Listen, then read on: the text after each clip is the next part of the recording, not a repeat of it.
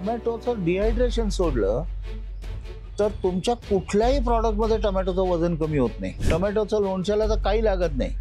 तर टोमॅटो शिजवायचे, सालं काढायची नाही आहेत बरं का. थोडे क्रश करायचे, त्यात व्हिनेगर, लसूण, मीठ, थोडीशी साखर. जो चिंगळी टोमॅटो आहे, जो तुम्हाला आता टोमॅटो केचप मिळतो, तो काय चांगला टोमॅटो नाही. इनफॅक्ट जर तुम्ही बघायला गेलात तर तुम्ही परत आयुष्यात केचप खाणार नाही. पहिलं युनिट टाकायचं झालं तर डिहायड्रेशनमध्ये टाकू नका टोमॅटोच्या.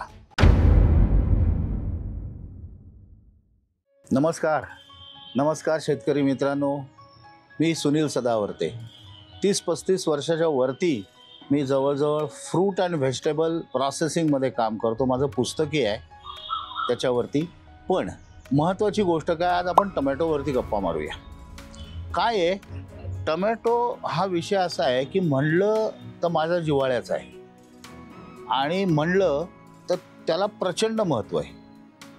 आज महाराष्ट्रातले शेतकरी, बहुतांशी शेतकरी दिल्लीला टोमॅटो पाठवतात. त्यात फायदा किती होतो? नाही होत. म्हणतात ते एवढा झाला तेवढा झाला, पण आता कधी फ्रूट फ्लाय फळमाशी नव्हती, ती आता टोमॅटोला लागायला लागली. ती आले आपल्याला कुठनं? सोडॅक्सोकडनं, म्हणजे बंगलोरच्या जवळनं. तिथे टोमॅटोची शेती होती, तिथलं बियाणं इथे आणलं, चांगला टोमॅटो आहे म्हणून, आणि त्याच्याबरोबर त्या फळमाशांचे अंश आले, अंडी आली आणि आपल्या इथे फळमाशा तयार करतात टोमॅटोसाठी. आंब्यासाठी आहेतच. आता माझा प्रश्न असा आहे की हा जो तुम्ही ज्याला परत चिंगळी टोमॅटो म्हणतात, तो छोटा टोमॅटो, तो तुम्ही प्रोसेसिंगला, कॅनिंगला पाठवता, पण किती तऱ्हेचे प्रकार करता तो आपल्या इथे. टोमॅटो सॉस एक, म्हणजे केचप. दुसरं टोमॅटो प्युरी. तिसरं टोमॅटो पल्प, टोमॅटो ज्यूस आणि टोमॅटो पावडर. झालं. टोमॅटोचं लोणचं कोणी केलंय? म्हणजे पिकल्स नाही. टोमॅटोचं पिकल करता येतं, टोमॅटोचा जॅम करता येतो, जो 100% एक्सपोर्ट आहे. तो फिश आणि पोर्क तिथे, पण फिश आणि मटण बनवून बरोबर खाल्ला जातो. जॅम, साखरे घालून गोड जॅम नाही, जॅम. जसा आपला संत्रा याचा स्ट्रॉबेरी जॅम असतो तसा जॅम. असे अनेक प्रकार आहेत. डिहायड्रेटेड टोमॅटो स्लाइसेस, असे अनेक प्रकार आहेत. आता माझा एक सांगणं असं आहे, आता टोमॅटोचे जे शेतकरी आहेत ते मार्जिनल फार्मर्स, म्हणजे अगदी काय अर्धा एकर वगैरे असे असलेले नाही आहेत, चांगले सधन शेतकरी आहेत. पण रड हीच, टोमॅटो फेकून द्यायला लागला, बाजारभाव मिळाला नाही, तोड्याला 700 रुपये झालाय, मिळत नाहीत माणसं. आणि टोमॅटोचं डिहायड्रेशन सोडलं तर तुमच्या कुठल्याही प्रॉडक्टमध्ये टोमॅटोचं वजन कमी होत नाही, उलट वाढतं. मग तुमचा फायदा आहे ना. म्हणजे अगदी तुम्हाला उदाहरण द्यायचं झालं, टोमॅटो प्युरीला आणि पल्पला थोडंसं कमी होईल, पेस्टला, म्हणजे पल्प म्हणजे पेस्ट, त्याला कमी होईल, पाणी निघून जाईल, पण त्याची किंमतही जास्ती आहे. ओके. आणि ज्यूसला तर काही प्रश्नच नाही. आता कॉकटेल मिक्सेस त्याचे करतात, म्हणजे जे औषध घेत असतील, म्हणजे ड्रिंक घेत असतील, त्यांनी ऐकलं असेल ब्लडी मेरी. ते काय, टोमॅटोची पेस्ट आहे आणि मग त्याच्यात ते इन्ग्रेडियंट्स घालतात. म्हणजे कधी डिल घालतात, कधी रोजमेरी घालतात, कधी तुमचं गवती चहा घालतात थोडासारखं, कधी आलं घालतात, थोडं लसूण घालतात, कधी तिखट घालतात, आणि ते मॉकटेल पण फार छान लागतं. नाही काही घालायचं नाही, एवढं थंड ज्यूस करून ठेवायचं. पेस्टमध्ये पाणी घातलं की ज्यूस होतो. उन्हाळ्यात गार करून ठेवायचा. सुंदर आहे ऑप्शन. आणि पेस्ट करायची म्हणजे काय, तुम्हाला उदाहरण सांगतो. तुमच्याकडे घरात पिठलं करत असतील, पाणी उकळायला लागलं की तुम्ही पीठ पेरायला सुरुवात करता. मग ते पातळ असतं. म्हणजे ती स्टेज पातळ असण्याची म्हणजे तुमचा ज्यूस आहे. पीठ वाढवलं, इथे हीट वाढवली, तिथे हीट तीच ठेवली, पण त्यातली वाफ काढून टाकायला लागलं की ते घट्ट होत होत होत पीठ असतं तसं ही पेस्ट होते. संपलं. म्हणजे इतकं सोपं आहे. त्याच्यानंतर जॅम कसा करायचा, तर हेच प्रकार. म्हणजे एकच इक्विपमेंट तुमचे अनेक गोष्टी करू शकतात. एकच इक्विपमेंट तुमचा जॅम करेल, एकच इक्विपमेंट तुमचं लोणचं करेल, हिरव्या टोमॅटोची चटणी करेल, त्याच्यानंतर तेच हे केचप करेल, तेच हे पल्प करेल म्हणजे पेस्ट करेल, तेच हे कॉकटेल मिक्सेस करतील, टोमॅटो ज्यूस ड्रिंक्स करतील. एकच इक्विपमेंट.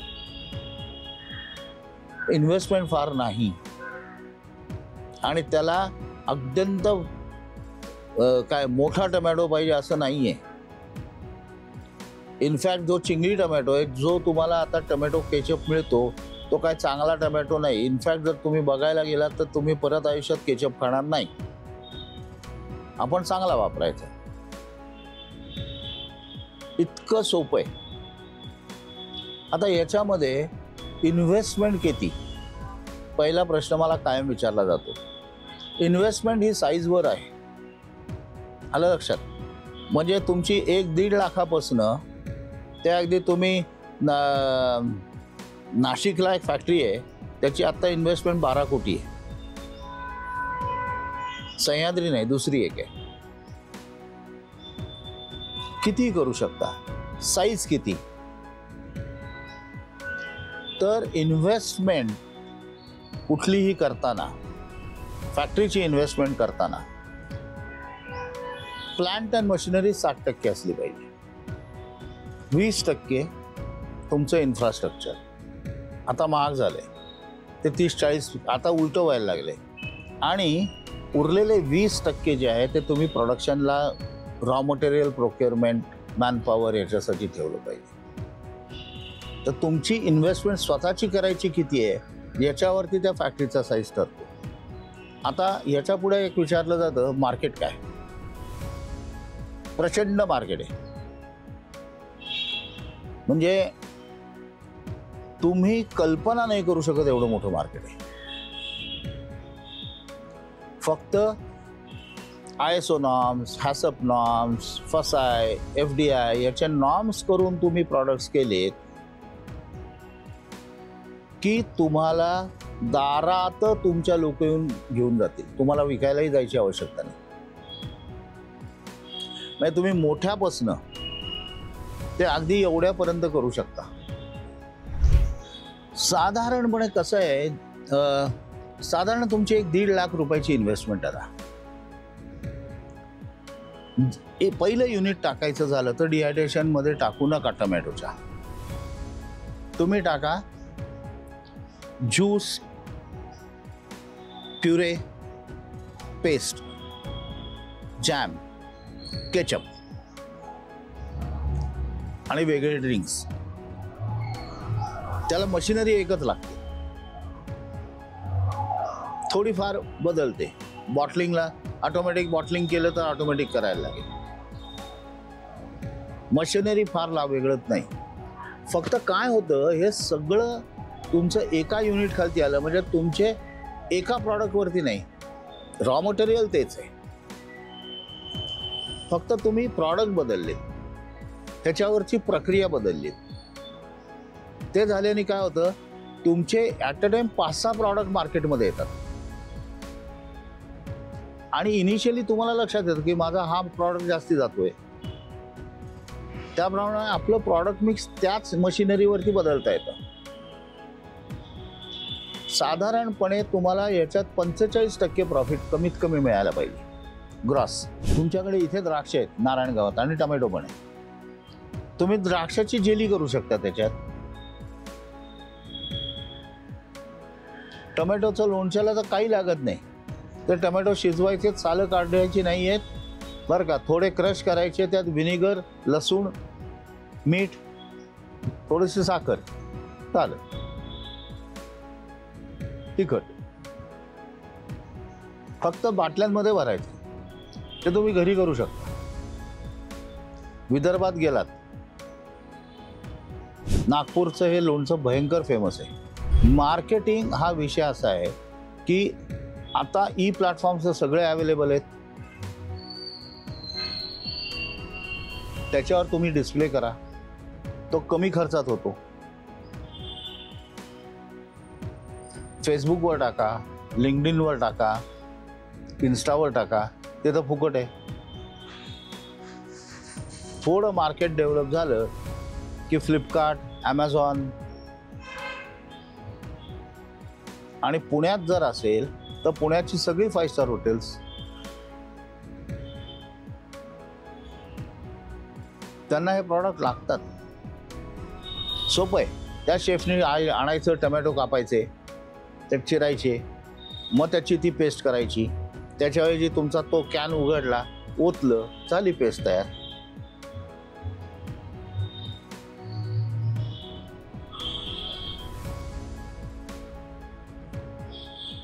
खूप मार्केट आहे, पण तुम्हाला मार्केटपर्यंत सुरुवातीला जायला लागतं. एकदा प्रॉडक्ट एस्टॅब्लिश झाले की जायला लागत नाही.